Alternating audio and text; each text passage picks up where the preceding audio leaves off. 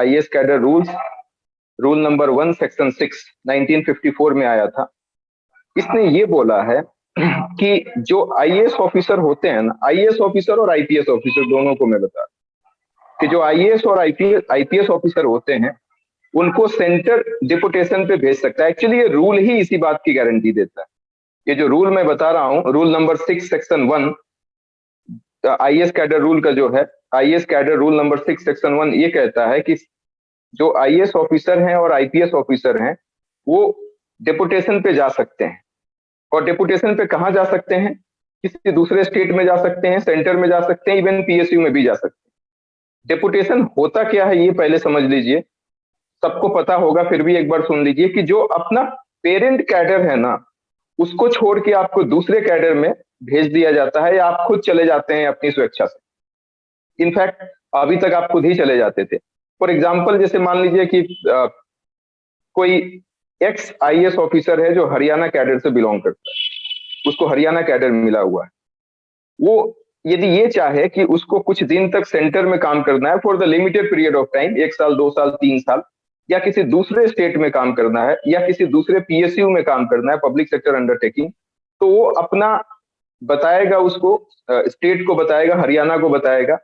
और हरियाणा गवर्नमेंट क्या करेगी, हरियाणा की स्टेट गवर्नमेंट क्या करेगी कि वो लिस्ट भेजेगी सेंटर के पास, और सेंटर क्या करते हैं कि उसमें से चूज कर लेते हैं कि ये बंदों को हम अपने पास बुलाएंगे सेंटर में, या दूसरे स्टेट में भेजेंगे, पंजाब भेजेंगे या किसी पीएसयू में भेजेंगे।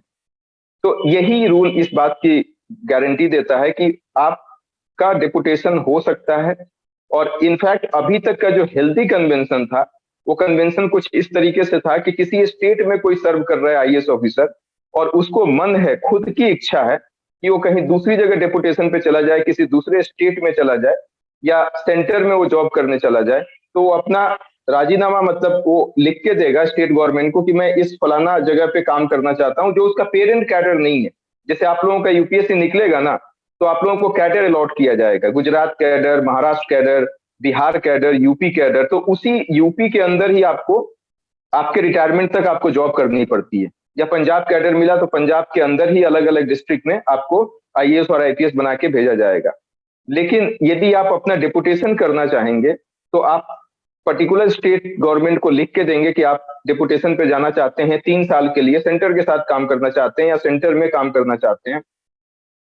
तो वो जितने लोग लिस्ट लिख के भेजेंगे, उन सब लोगों का लिस्ट स्टेट गवर्नमेंट भेज देती है सेंटर के पास, और सेंटर उसमें से चूज कर लेता है कि हमको ये ऑफिसर्स चाहिए, और उस हिसाब से उनको वहां पे भेज दिया जाता है स्टेट की सहमति से। इसमें स्टेट का भी परमिशन लेना बहुत जरूरी है। मतलब कुल मिला के एक हेल्दी कन्वेंशन था। हेल्दी कन्वेंशन इसलिए इसको कह रहे हैं क्योंकि यहाँ पे खुद ऑफिसर चाह रहे थे कि हमको दूसरे स्टेट में जाना चाहिए, जाना है, या सेंटर के साथ जाना है, या किसी पीएसयू में जाना है, तो ऐसा लिख के बताते हैं, और वही चीज सेंटर को भेजा जाता है स्टेट गवर्नमेंट के द्वारा सेंट्रल गवर्नमेंट को, और सेंट्रल गवर्नमेंट इस चीज को डिसाइड करती है।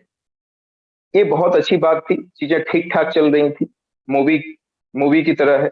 लेकिन क्लाइमेक्स अब आया है। क्लाइमेक्स ये आया है कि अब स्टेट गवर्नमेंट में और सेंट्रल गवर्नमेंट में कॉन्फ्लिक्ट्स हो रहे हैं, काफी टकराव जैसी स्थिति उत्पन्न हो रही है।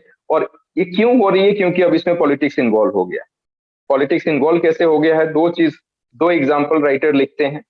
पहला कि अभी वेस्ट बंगाल में जब इलेक्शन था ना, तो जेपी नड्डा का एग्जाम्पल लिखा हुआ है। जेपी नड्डा बीजेपी के जो शायद अध्यक्ष हैं, प्रेसिडेंट हैं, तो उनकी गाड़ी पे पथराव किया गया जब वो जा रहे थे वेस्ट बंगाल। तो सेंटर ने एक लिस्ट लिख के भेजा कि वहां के जो कंसर्न आईपीएस ऑफिसर है ना, 3 आईपीएस ऑफिसर का लिखा हुआ है, डिटेल नहीं, मतलब नंबर लिखा हुआ है कि 3 आईपीएस ऑफिसर को सेंटर ने ये बोला कि डिपुटेशन में उसको सेंटर में भेज दीजिए आप।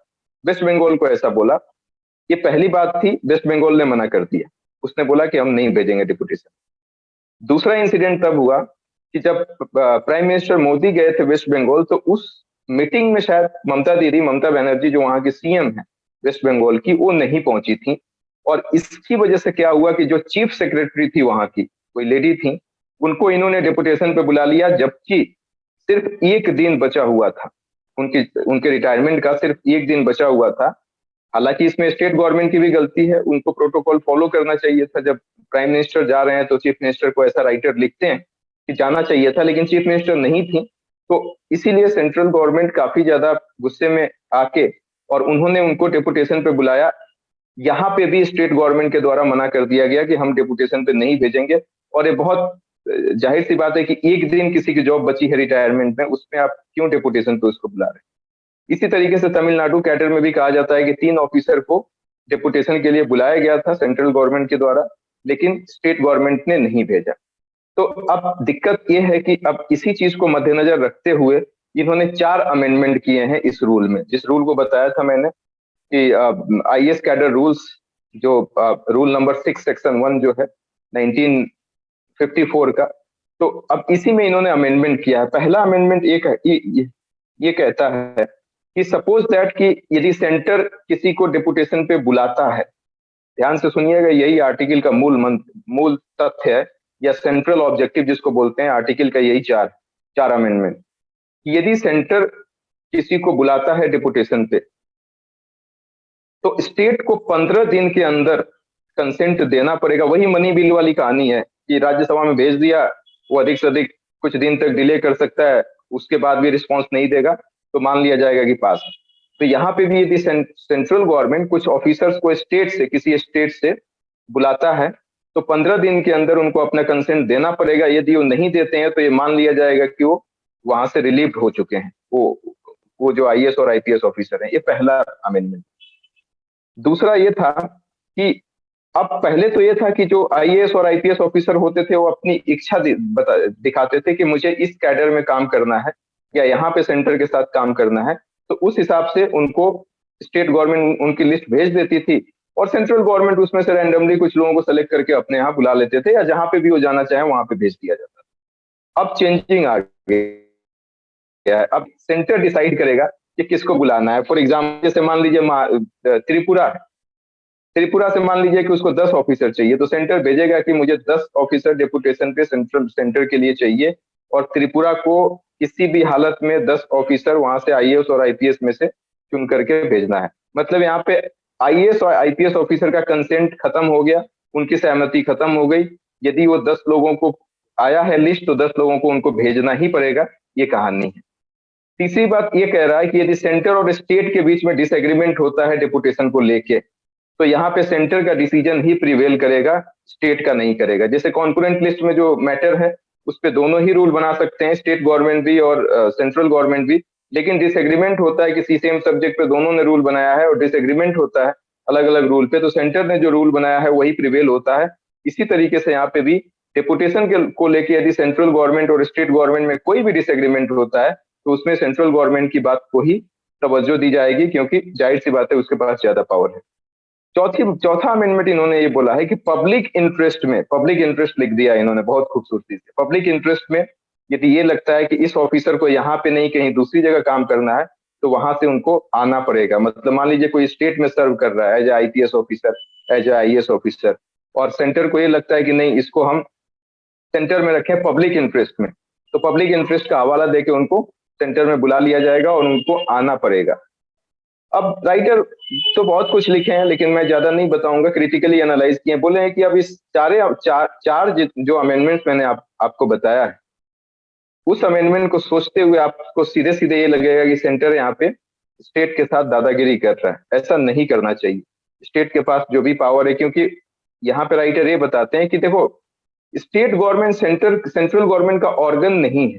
स्टेट गवर्नमेंट एक अलग बॉडी है जो कॉन्स्टिट्यूशन में लिखा हुआ है और उसको अलग से पावर दिया गया। तो इस तरीके से बात करना सही नहीं है। स्टेट के पावर को डिसॉल्व करना मतलब कहीं ना कहीं फेडरलिज्म के स्पिरिट को हम डिसॉल्व कर रहे हैं। और इसके बाद और एक चीज बताया है राइटर ने कि पहले लोग अपने मन से कैडर चेंज करते थे, अभी तो उनकी इच्छा के बिना भी आप उनको बुला लेते हैं, तो ये भी कहीं ना कहीं गलत है। और इससे ये उन्होंने आशंका जताई है कि हो सकता है कि इस सर्विस की जो शाइन है, इतने लोग यूपीएससी की तैयारी करते हैं, वो धीरे धीरे खत्म हो जाएगी, क्योंकि उनको अपना डिग्निटी तो रहेगा नहीं, अपना सेल्फ रिस्पेक्ट तो रहेगा नहीं। इवन ये भी होता है ना कि उनकी पनिशमेंट पोस्टिंग भी दे दी जाती है। मैं आपको नाम नहीं लूंगा, लेकिन बहुत ऐसे ऑफिसर्स हैं जिनको पनिशमेंट पोस्टिंग ऐसी जगह दे दी जाती है जहां पे कोई इंफ्रास्ट्रक्चर नहीं होता है, कोई काम नहीं होता है, तो डिपुटेशन के नाम पे उनको पनिशमेंट पोस्टिंग भी दे दी जाती है।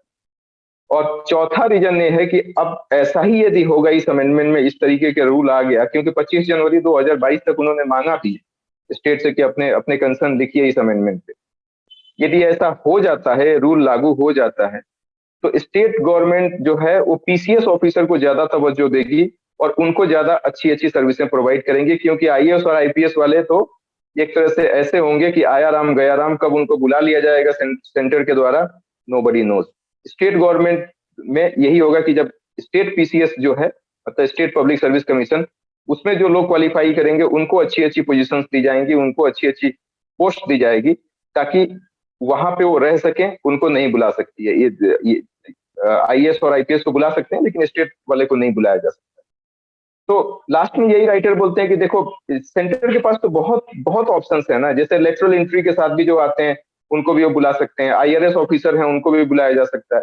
आईएएस और आईपीएस को ही क्यों बुलाते हैं किसी स्टेट से, और यदि आईएएस आईपीएस की कमी है सेंटर में तो कमी क्यों है, इस बात को देखना पड़ेगा।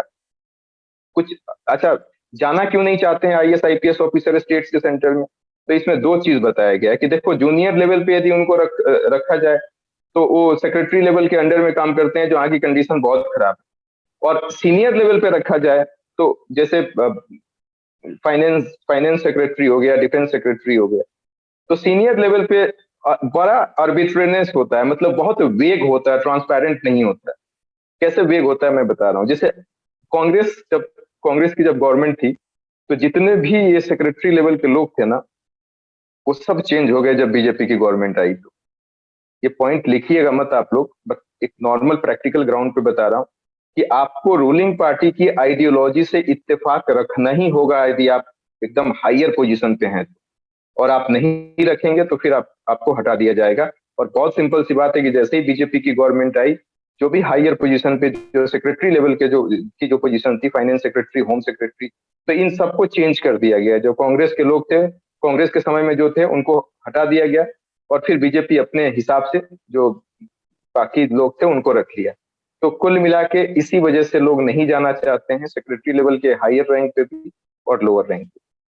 लास्ट में राइटर ये सजेस्टिव अप्रोच देते हैं कि सरदार वल्लभ भाई पटेल ने बोला था कि देखो सेंटर और स्टेट है तो कॉन्फ्लिक्ट्स तो आएंगे, इसमें कोई डाउट नहीं, लेकिन उस कॉन्फ्लिक्ट्स को स्पिरिट ऑफ कोऑपरेटिव फेडरलिज्म से हमको दूर करना पड़ेगा, सॉल्व करना पड़ेगा। दो भाइयों में झगड़ा होता है, भाई बहन में झगड़ा होता है, तो उसको तो फिर उस कॉन्फ्लिक्ट को रिजोल्व करते हैं ना। इसी तरीके से कोऑपरेटिव फेडरलिज्म के द्वारा सेंटर और स्टेट के जो भी इश्यूज हैं, जो भी डिसएग्रीमेंट हैं, उसको रिजोल्व करने की जरूरत है। कोऑपरेटिव फेडरलिज्म मतलब कि सेंटर स्टेट को कोऑपरेट करेगा और स्टेट सेंटर को कोऑपरेट करेगा, वाइस वर्सा प्रोसेस चलेगा।